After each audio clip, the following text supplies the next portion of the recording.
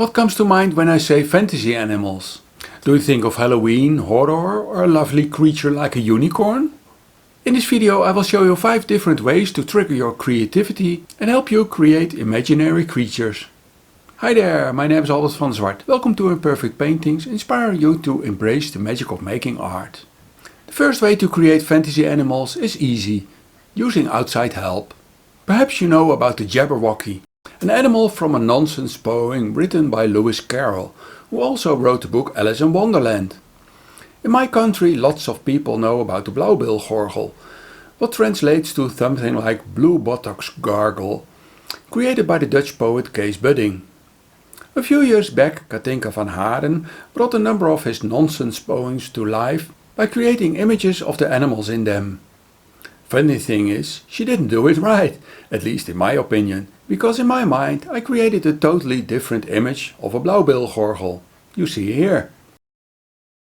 I use Google Translate for a second and type in the Dutch word for nonsense, onzin.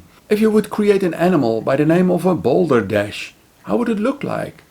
Or a poppycock, a humbug, a flimflam, a ballyhoo, a mumbo jumbo, or a skimble scamble? It triggered me to use it in my painting course.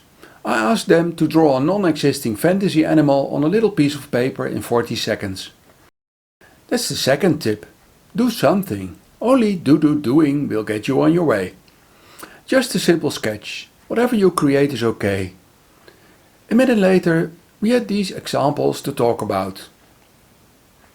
Over to the next step. Recreate or make a new one in color by using oil pastels. In a minute you will see what they made.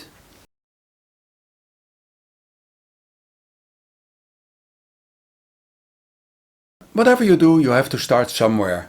So I do like this. A circle and a square. What brings me to other geometrical shapes and so on. When you read about the Jabberwocky, the Blauwbilgorgel or other animals created from imagination, you often get a description of how the animal looks like and sometimes about their behavior. Tip number 3. When drawing your animal, it can be helpful to come up with a name for it. You can check if the name fits the animal you're drawing or painting, and vice versa. It can help you to focus in a way. So my animal gets the name Geomigazer and consists of geometric shapes and lots of eyes. And don't forget to play with the options oil pastels offer you. You can rub your finger over it to soften a line. A paper towel will also work. Here you see some of the animals created at my painting course.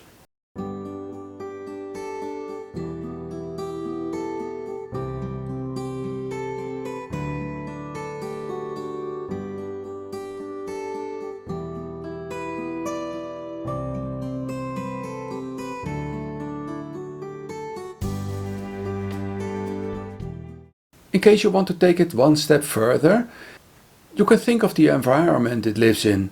Day, night, water, air, land. Does it prefer to live alone?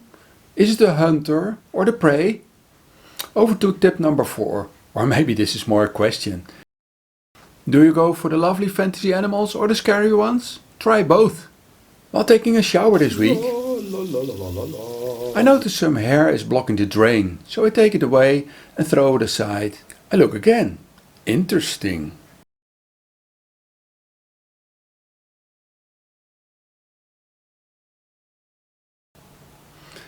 And start to think of ways to transform it. I take pouring medium, acrylic paint, mix it by using the back of an old brush, fill a small squeeze bottle, a fun item to work with, and there I go. Round like the hair. But I don't know about this one. But when I turn it upside down, it does look interesting. So I make another one, and this looks better. I already see a monster hidden between the lines. While editing, I also notice these eyes.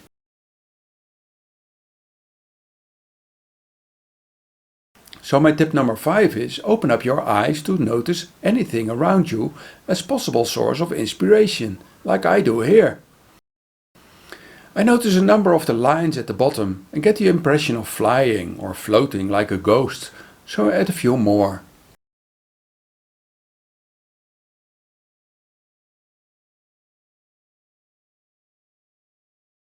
And here's some more examples for my painting course.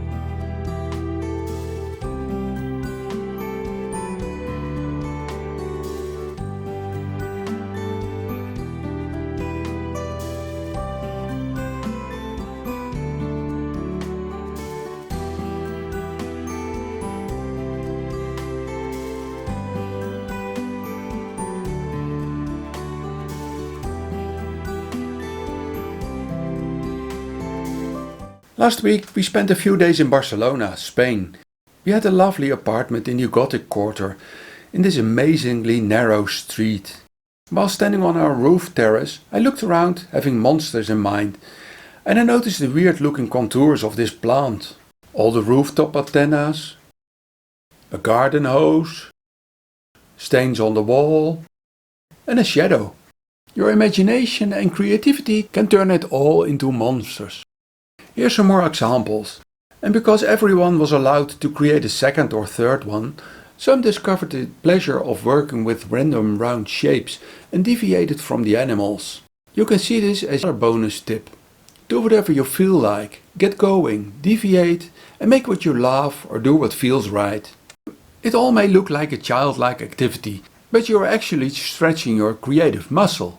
Just as a Dutch artist created interesting artwork by just sticking to one subject.